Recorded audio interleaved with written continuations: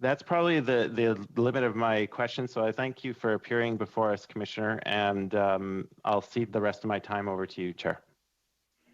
Thank you. We'll then go to Mr. Perkins. Welcome to the committee, Mr. Perkins. You have 5 minutes in this slot. Take it away. Thank you. Maybe I can just follow up with that last question. In your email of April 23rd to the Chief of Staff Commissioner, you said that this is the information that we know about the firearms to date. It doesn't say those were the ones found in the vehicle or not. It wasn't clear. And then you included, and that was at 4 o'clock, and you included a list of the details. Earlier we heard the minister testify that there was a cabinet meeting that day, or a briefing or cabinet meeting somehow with the Prime Minister that day. So between that meeting and this email, where did the request for this information specifically come from? Was it a call from the Chief of Staff after that cabinet meeting? I was getting general requests from both because I normally, when major events happen, I brief the Deputy Minister of Public Safety, the National Security Advisor to the Prime Minister, and I include often the Chief of Staff to forward so that the Minister will be briefed up. Sometimes I directly brief the Minister, others. So what happened was people were asking both in any of those groups, so I went back to the Nova Scotia people and said, is there anything we can give about the guns? And I was actually told we can't talk about the guns used, we can talk about the guns seized, and that's where that information came from. Okay, thank you. In your call with the whatever remote system you were using on April 28th, a conference call facility of some sort, who from RCMP headquarters was also on that call? Deputy Commissioner Brian Brennan, our Director of Communications, Sharon Tessier, and another person from Communications, Dan Bryan.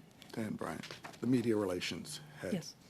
So in that call, it was referenced earlier, you said that the team in Nova Scotia didn't understand that this was tied to pending gun control legislation. Did you say that in that meeting? What I recall from is that when we were talking about why was somebody might have mentioned why the weapons were important, and I said it's not a surprise because part of the minister's mandate letter is in fact gun legislation. So that's how I was tying it. That's why that's why I inferred the question was being asked if in fact those weapons were going to be included, along with numerous other times that I was asked when information was going to be released, because often in a press conference the Prime Minister was asked something and he didn't have the information, so they'd come back and say, do we have that information? We're not ready to release that yet.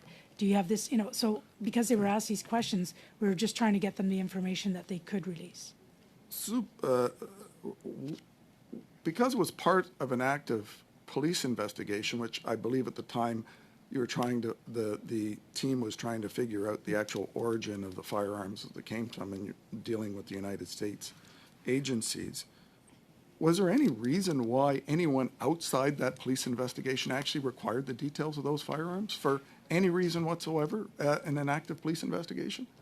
No, and it's funny because when I think of all of this investigation, I honestly was thinking about the connection, the guns used, and tying them to the forensics. When I asked if any of the information on the guns I have no idea what's going on with the investigation, so I asked the question, can any of the information on the guns be released?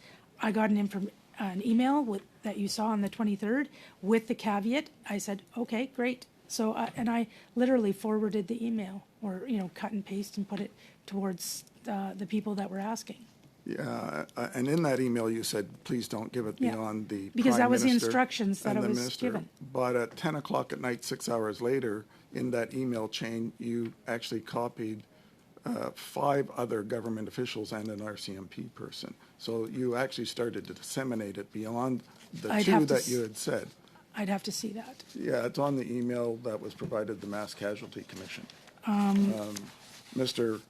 O'Reilly, Mr.